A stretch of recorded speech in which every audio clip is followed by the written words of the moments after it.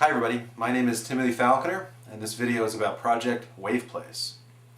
Before getting into the nuts and bolts of what Waveplace is and why you should care, let's start with a very old quote. Some guy named Plutarch a couple thousand years ago said, "The mind is not a vessel to be filled, but a fire to be kindled." And that distinction lies at the heart of everything we're trying to do with Project Waveplace.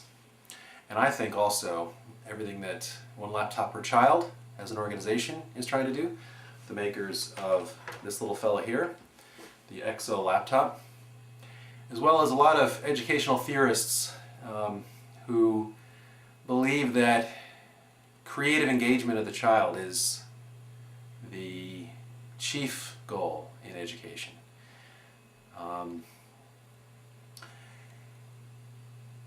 To me, the problem with education today is that in order to gauge the effectiveness of different educational approaches, you have to know how to test the students, and you have to know how to compare the tests between the different students, and you have to have a systematized way of training teachers so that we can live up to standards and so forth.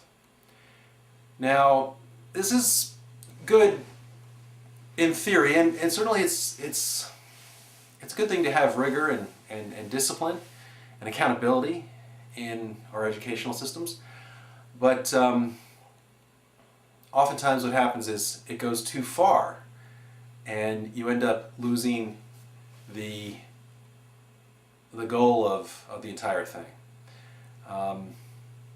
This is talked about very eloquently in a book called Mindstorms, which was written in 1980 by a man named Seymour Papert.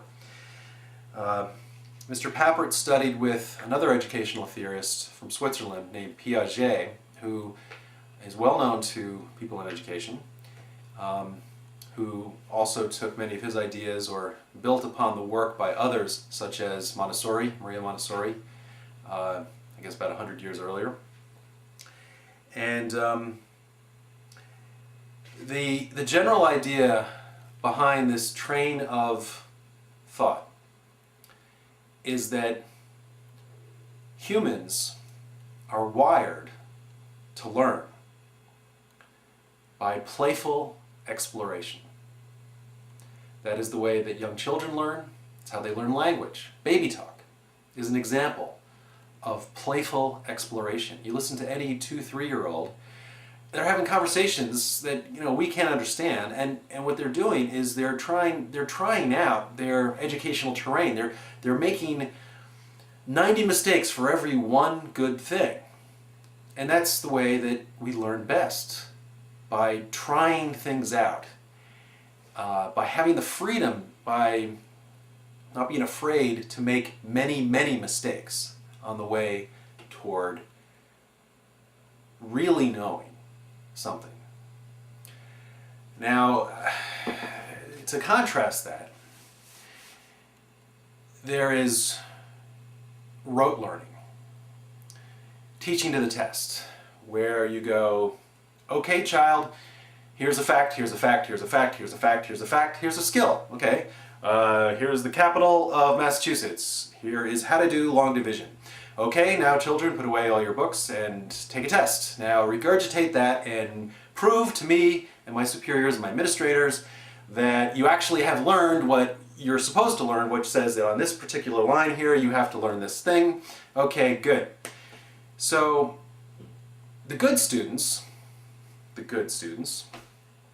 learn how to play the game. They learn how to regurgitate the facts and skills that they're supposed to know, whether or not they actually really understand the reason for what they're learning, why they need to learn it, and they get good grades.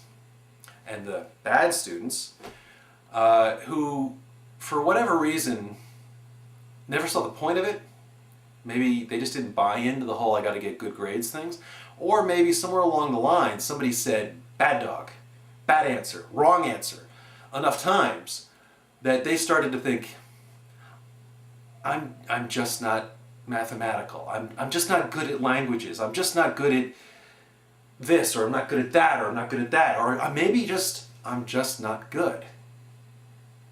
And so, as it says here in Mindstorms, deficiency became identity. And the child became convinced that they were wrong. It's the tyranny of the right answer. And this is the opposite of baby talk, where a child, or kindergarten, where you just, does this circle fit into this hole, and you just mash this thing, and when a parent, when a teacher says no, it doesn't always get connected to the right thing. It could just get translated as you're wrong, you're bad. And anyway, this is the thing that kills education at the source. When people treat the child as a vessel to be filled with facts and skills that they have to regurgitate so they can get a good grade on the test. No Harvard for you, it's on your permanent record. And I know it's not this extreme in the real world. I know that this is not the case. I'm making a clear distinction. Students become convinced that they're not good at certain things, and so they sort of start tuning them out. And I can speak from my own experience. I took French for 8 years between high school and grade school. 8 years. Every week going into a French class and learning French. And here I am, 20 years later, 25 years later, and I, except maybe I could say, can I have a drink of water? But 8 years, and it's gone. It's like the knowledge was planted on a beach with no soil and got washed away. Now, I'm a bright guy.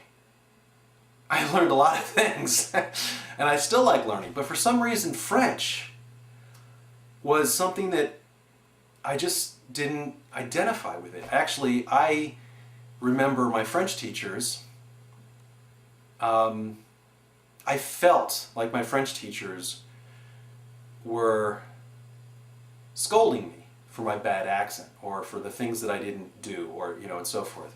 And so somewhere along the line, I stopped learning French.